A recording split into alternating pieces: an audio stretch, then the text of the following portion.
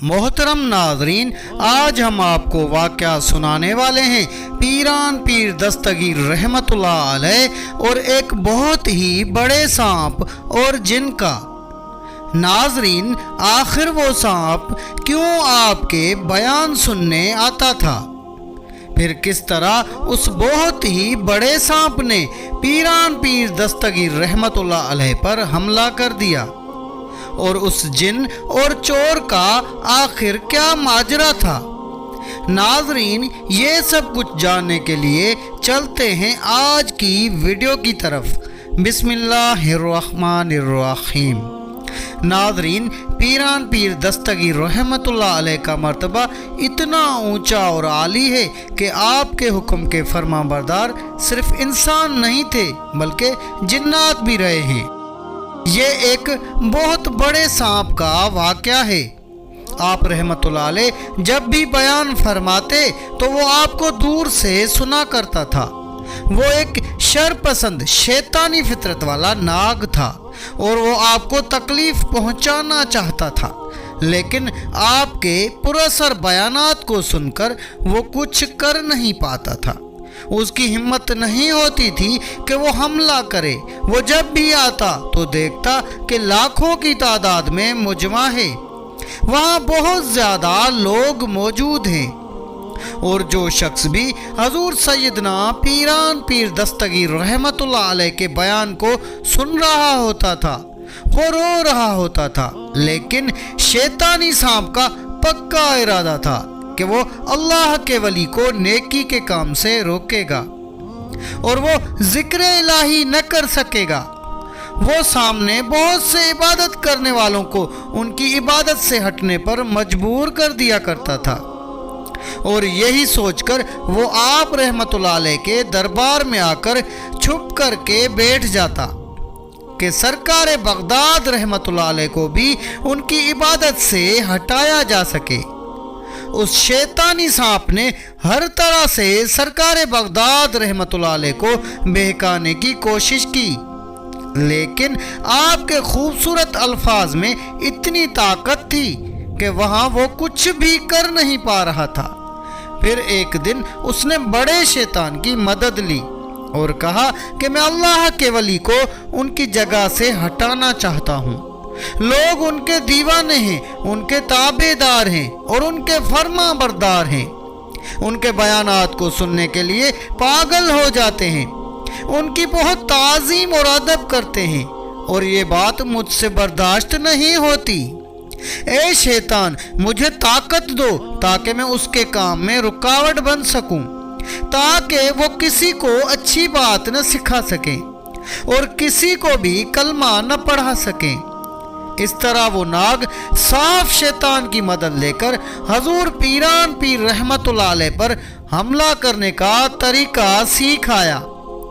एक दिन जब सरकार बगदाद रहमतुल्लाह अलैह अपने मदरसे में जलवाए अफरोज थे, बड़े बड़े आलमे दीन वहाँ बैठे थे और बहुत ताज़ीम और अदब के साथ बयान सुन रहे थे।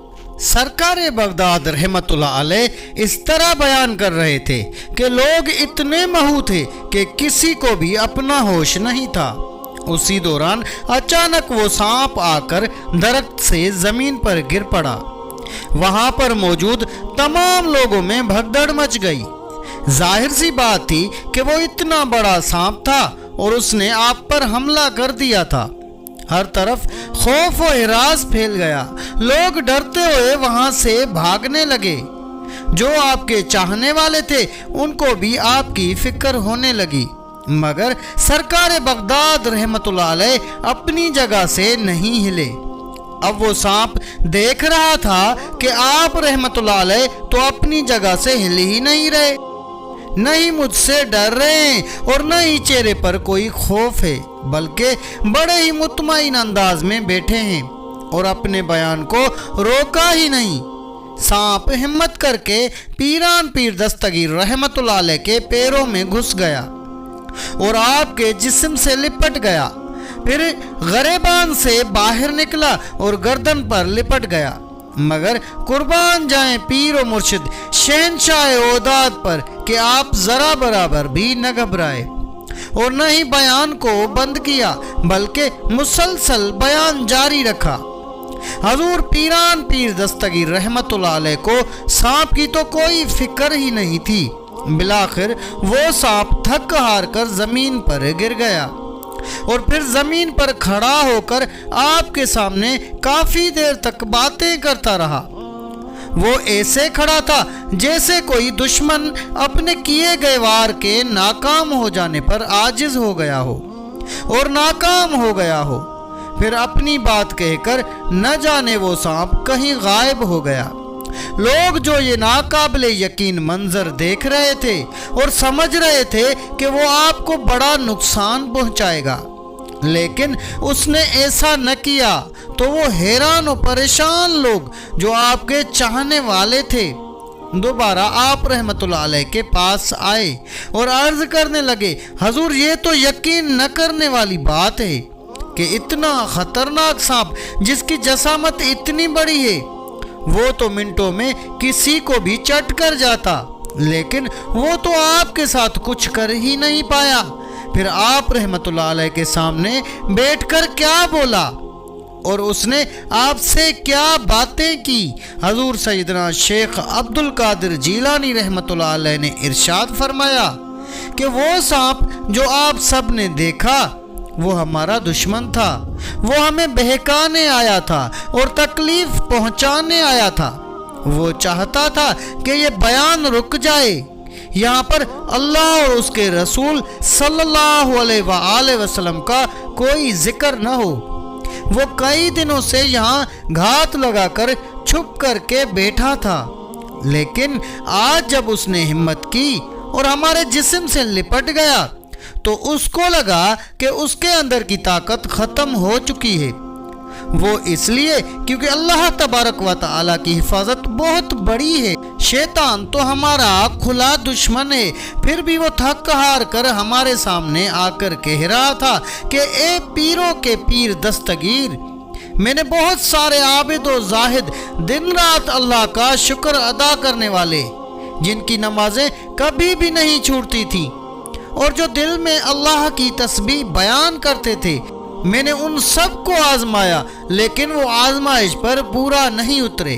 پھر میں نے اس سانپ سے کہا کہ زندگی اور موت دینے والی ذات اللہ تبارک و تعالیٰ کی ہے، تو معاذ ایک مخلوق ہے، موت تو تجھے بھی آنی ہے، تو میرا کیا بگاڑے گا؟ سب سے بڑی حفاظت تو اللہ تعالیٰ کی ہوتی ہے۔ یہ سننے کے بعد وہ سانپ غائب ہو گیا۔ پھر پیران پیر دستگیر رحمت اللہ علیہ نے مجمع کے آگے خطاب کرنا شروع کر دیا اور لوگوں کے ڈر کو ختم کر دیا۔ وہ سانپ اپنی ضد کا پکا تھا، شیطان اس کا دوست تھا۔ وہ دل ہی دل میں سوچتا رہتا تھا کہ یہاں تو میں کچھ بھی نہیں کر پایا، اتنے لوگوں کے درمیان بھی یہ بزرگ اپنی پڑھائی بیان کر رہے تھے، یہ ضرور اس بات پر فخر کر رہے تھے کہ مجھ جیسا بڑا سانپ ناکام ہوا، میں اب ڈر کر واپس نہیں جاؤں گا، میں ان کو ان کے اسلام سے منکر کر کے ہی رہوں گا۔ اس وقت موقع مل گیا جب آپ رحمت اللہ علیہ ایک مسجد میں نماز میں مشغول تھے۔ سرکار بغداد رحمت اللہ علیہ اللہ کی محبت میں سجدے ہی کیے جا رہے تھے۔ اسی دوران وہی خبیث سانپ وہاں رینگتا ہوا آ گیا۔ پھر وہ آپ رحمت اللہ علیہ کی جائے نماز کے پاس پہنچا اور اس نے آپ کے سجدے کی جگہ پر سر رکھ کر منہ کھول دیا۔ اس سانپ کو اس بات پر بڑا ہی گھمنڈ تھا کہ سرکار بغداد کو نقصان پہنچا کر ہی رہے گا، لیکن اب تو بچنے کی کوئی صورت نظر نہیں آ رہی تھی۔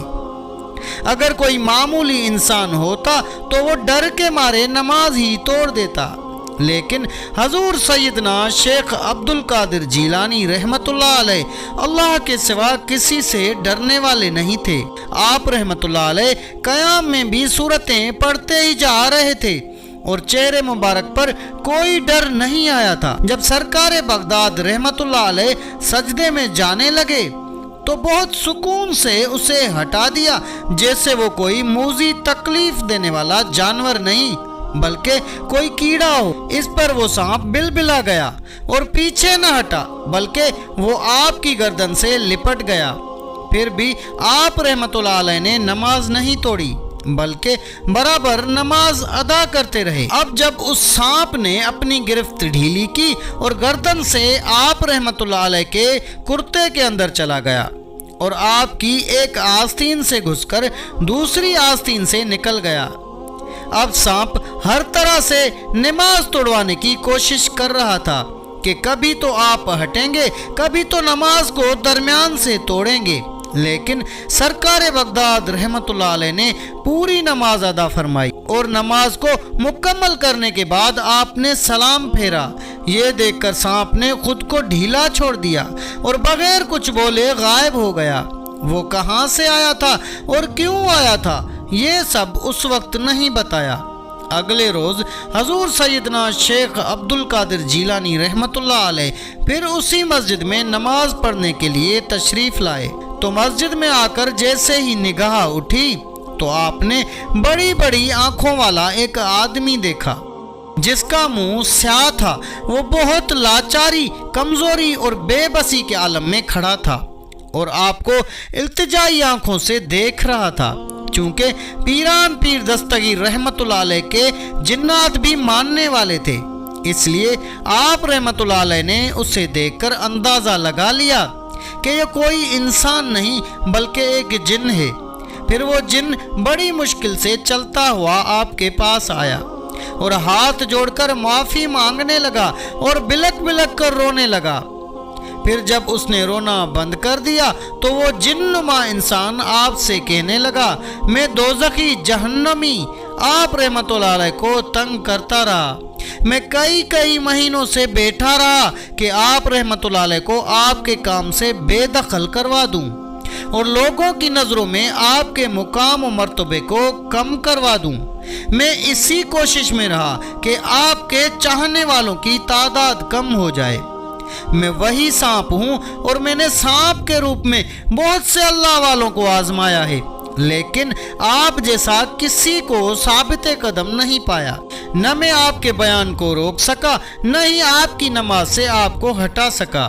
شیطان کی مدد سے خاص عمل سیکھ کر بھی میں نے آپ کو بہکانا چاہا، مگر آپ کی اللہ تعالیٰ سے محبت کو ختم نہ کر سکا۔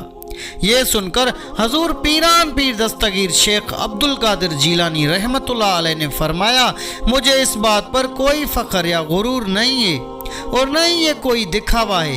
میرے اندر تو ازل سے ہی یہ خواہش ہی نہیں تھی کہ لوگوں کے درمیان خود کو منواؤں۔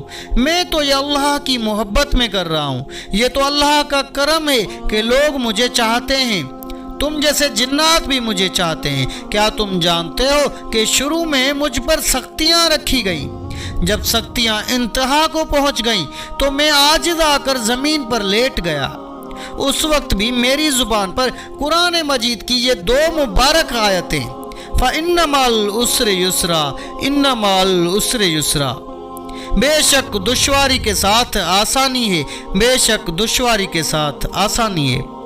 پھر اس انسان نما جن نے آپ رحمتullah علیہ سے سوال کیا کہ حضرت کیا آپ اپنے دست مبارک پر مجھے توبہ کروائیں گے اور میں مسلمان ہونا چاہتا ہوں۔ اس کے بعد وہ جن پیران پیر دستگیر رحمتullah علیہ کے دست حق پر مسلمان ہو گیا اور اس نے گناہوں سے توبہ کر لی۔ سیدنا شیخ عبد القادر جیلانی رحمتullah علیہ کے دور میں ایک ایسا شخص تھا جسے زندگی میں کوئی بھی مرشد کامل نہیں ملا تھا۔ اب اس شخص کی عمر 60 سال ہو چکی تھی، یعنی 60 سال کی عمر تک اسے کوئی بھی مرشد کامل بیعت ہونے کے لیے نہیں ملا تھا۔ تعجب کی بات یہ تھی کہ اس کی بیوی بھی کسی کی مرید تھی اور اس کی اولاد بھی کسی نہ کسی کی مرید ہو چکی تھی، لیکن یہ شخص تھا کہ جسے اب تک کوئی مرشد کامل بھی سمجھ میں نہیں آیا تھا۔ اس آدمی کے ساتھ مسئلہ یہ تھا کہ جب بھی کوئی بزرگ علاقے میں آتے تھے اور اسلام کی تبلیغ کیا کرتے تھے تو یہ شخص انہیں اوپر سے نیچے تک بڑے غور سے دیکھتا تھا۔ اگر کوئی پیر صاحب 99% تک بھی مکمل ہوتے، ان کے اندر کوئی بھی خامی نہ ہوتی، پر ان کی کوئی 1% بات بھی اس شخص کو سمجھ میں نہ آتی تو وہ یہ کہہ دیتا کہ نہیں یہ صحیح بزرگ نہیں ہے، اور یہ پیر بنانے کے لائق بھی نہیں ہے۔ وہ شخص اتنا حساس تھا کہ اگر کوئی پیر صاحب دائیں پیر کے بجائے بایاں پاؤں جوتے میں پہلے ڈال دیتے تو یہ شخص ایسا ہی کہتا تھا کہ نہیں یہ تو پیر بنانے کے لائق بھی نہیں ہے۔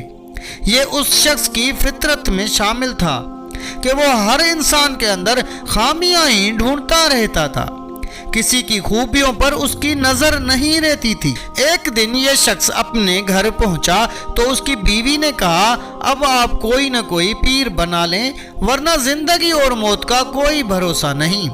اگر آپ مرشد کامل کے بغیر اس دنیا سے چلے گئے تو بہت برا ہوگا۔ ہمارے بڑے بزرگوں کا کہنا ہے کہ جس کا کوئی پیر نہیں ہوتا اس کا پیر شیطان ہوتا ہے۔ لیکن اس شخص نے اپنی بیوی کو بھی کہہ دیا کہ جب تک مجھے صحیح مرشد کامل نہیں ملے گا میں اس وقت تک کسی کا مرید نہیں بنوں گا۔ اس کی بیوی کہنے لگی کہ آپ کی یہ بات تو ٹھیک ہے لیکن زندگی اور موت کا کوئی بھروسہ نہیں ہوتا۔ اگر میں مر گئی تو قیامت کے دن میں اپنے مرشد کامل کے ساتھ ہوں گی، لیکن اس وقت آپ کیا کریں گے؟ بیوی کی یہ بات سن کر اس شخص کا دماغ کھل گیا۔ اس نے کہا، یہ بات تو میری بیوی نے بالکل پتے کی ہے۔ زندگی اور موت کا تو حقیقت میں کوئی پتہ ہی نہیں۔ اگر ایسا ہوا کہ میں صبح کا سورج نہ دیکھ پاؤں تو میرا کیا حال ہوگا؟ یہ خیال ابھی گزرا ہی تھا کہ اس شخص نے عشاء کی نماز پڑھی اور بستر لگایا۔ بستر پر لیٹے ہوئے وہ اس خیال میں گم تھا اور اسے نیند بھی نہیں آ رہی تھی۔ وہ اس خیال کے بارے میں سوچ رہا تھا کہ اگر میں مر گیا اور بنا پیر کے ایسے ہی چلا گیا تو میرا حشر کیا ہوگا؟ اب اس بندے کا دماغ چل پڑا تھا کہ آخر وہ کیا کرے۔ رات کا جب تیسرا پہر ہوا تو یہ شخص اٹھ کر بیٹھ گیا اور اس نے اللہ تبارک و تعالی سے وعدہ کیا کہ یا اللہ بہت ہو گیا، میں نے بہت نکتہ چینی کی، میں نے بہت دیکھا اور لوگوں کے عیب تلاش کرتا رہا، ان کی خوبی کو میں نے نہیں دیکھا بلکہ ان کی خامیاں دیکھتا رہا۔ اب کچھ بھی ہو جائے میں کبھی کچھ نہیں دیکھوں گا۔ اے میرے پروردگار، میں تجھ سے وعدہ کرتا ہوں کہ میں ابھی گھر سے باہر نکلوں گا اور جس انسان پر بھی میری نظر پڑے گی میں اسے اپنا مرشد بنا لوں گا، چاہے وہ کوئی بھی انسان ہو اور چاہے وہ جیسا بھی انسان ہو۔ وہ شخص اپنے گھر سے یہ عہد کر کے نکل گیا۔ اس نے دیکھا کہ سامنے چوروں کا قافلہ جا رہا تھا جس میں تمام چور موجود تھے، اور اس قافلے میں جو چور سب سے پیچھے تھا وہ اس شخص کے سامنے آ گیا۔ جیسے ہی وہ چور سامنے آیا تو اس نے اپنا چہرہ چھپایا ہوا تھا، کیونکہ وہ چور تھا اس لیے اس نے چہرہ چھپایا ہوا تھا۔ چور کو دیکھتے ہی اسے اپنا وعدہ یاد آ گیا کہ جو بندہ بھی میرے سامنے آئے گا میں اسے اپنا مرشد بنا لوں گا۔ اس شخص نے اپنے وعدے کے تحت آؤ دیکھا نہ تاؤ دیکھا اس چور کا پاؤں پکڑ لیا اور کہنے لگا کہ پیر صاحب مجھے اپنا مرید بنا لیں۔ چور اس شخص کو اوپر سے نیچے تک دیکھ رہا تھا کہ یہ مجھے پیر صاحب کیوں کہہ رہا ہے۔ وہ چور اسے سمجھاتے ہوئے کہنے لگا کہ بھائی کیا میں تمہیں پیر نظر آتا ہوں؟ میں تو خود کسی کا مرید نہیں تو پھر میں تیرا پیر کیسے ہوا؟ وہ شخص کہنے لگا کہ مجھے اس سے کوئی مطلب نہیں، میں نے تو اپنے رب سے وعدہ کیا ہے کہ مجھے جو شخص ملے گا میں اس کا مرید ہو جاؤں گا۔ اب تم مجھے مل گئے ہو، تم آئے نہیں بلکہ اللہ تعالیٰ نے تمہیں میرے لیے بھیجا ہے۔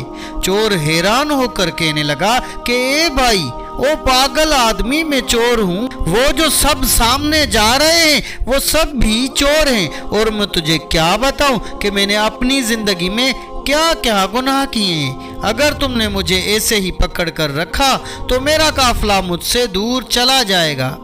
یہ شخص بھی بڑا ضدی تھا، کہنے لگا آپ جو بھی ہو، چاہے چور ہو چاہے گنہگار ہو، پہلے مجھے مرید کرو اور پھر چلے جانا۔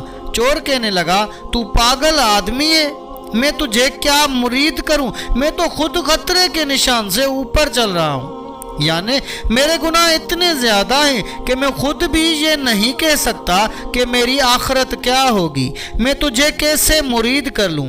میں تو بہت بڑا چور ہوں۔ اس چور نے اس شخص کو اپنے تمام گناہ بتائے تاکہ یہ اس سے دور ہو جائے، لیکن یہ شخص بڑا ہی ضدی تھا۔ اس شخص نے چور کے پاؤں اور زیادہ مضبوطی سے پکڑ لیے اور کہنے لگا کہ اب تو میں بالکل بھی نہیں جاؤں گا، اب تو میں بالکل بھی نہیں چھوڑوں گا۔ چور نے پوچھا، تو ایسا کیوں کہتا ہے؟ وہ کہنے لگا، آج تک میرے سامنے جتنے بھی پیر آئے ہیں سب نے اپنی ہی تعریف کی ہے، یا پھر ساتھ والے مریدوں سے اپنی تعریف کرواتے رہے ہیں، پر تم تو اپنی تعریف نہیں بلکہ برائی کر رہے ہو۔ میں اب سمجھ گیا کہ سب نقلی تھے اور تم اصلی ہو۔ وہ چور اب دل ہی دل میں سوچنے لگا کہ یا اللہ، یہ کیا ماجرا ہے؟ میں تو سوچ رہا تھا کہ میں اپنی اتنی برائی کروں گا تو یہ مجھ سے پیچھا چھڑوا کر چلا جائے گا، لیکن یہ تو الٹا اور زیادہ ضد پر آ گیا ہے۔ اب چور کے دماغ میں ایک خیال آیا تو اس نے اس شخص سے کہا کہ میں تیرا پیر ہوں اور تو میرا مرید ہے۔ یہ شخص کہنے لگا کہ حضور، آپ میرے پیر ہیں اور میں آپ کا مرید ہوں۔ اس چور نے کہا کہ پیر کا حکم ماننا کتنا ضروری ہے۔ یہ شخص ہاتھ جوڑ کر کہنے لگا کہ حضور، میں جانتا ہوں اگر آپ مانگو گے تو میں اپنا سب کچھ حتیٰ کہ جان بھی دے دوں گا۔ چور کہنے لگا کہ نہیں، مجھے جان نہیں چاہیے، بس میرا حکم اتنا ہے کہ تو مجھے چھوڑ دے۔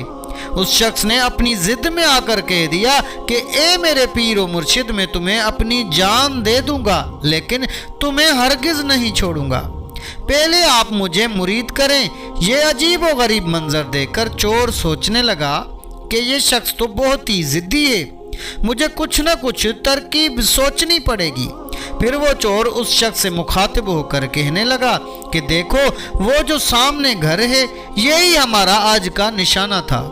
میرے چور ساتھی تو پتہ نہیں کس گھر میں چلے گئے، لیکن ہمارا نشانہ اسی گھر میں چوری کرنے کا تھا۔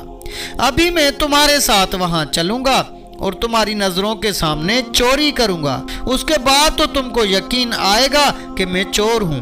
وہ شخص کہنے لگا کہ آپ جو بھی کہیں میں کروں گا، لیکن پہلے مجھے مرید کریں۔ یہ سن کر چور نے بھی حامی بھر لی۔ جیسے ہی یہ دونوں اس گھر کے پاس پہنچے تو اس چور کے دل میں خیال پیدا ہوا اور وہ اس شخص سے کہنے لگا کہ تو بھلا آدمی نظر آتا ہے، تو اللہ کی تلاش میں نکلا ہے اور تو مجھ بد نصیب کے ساتھ پھنسنا چاہتا ہے۔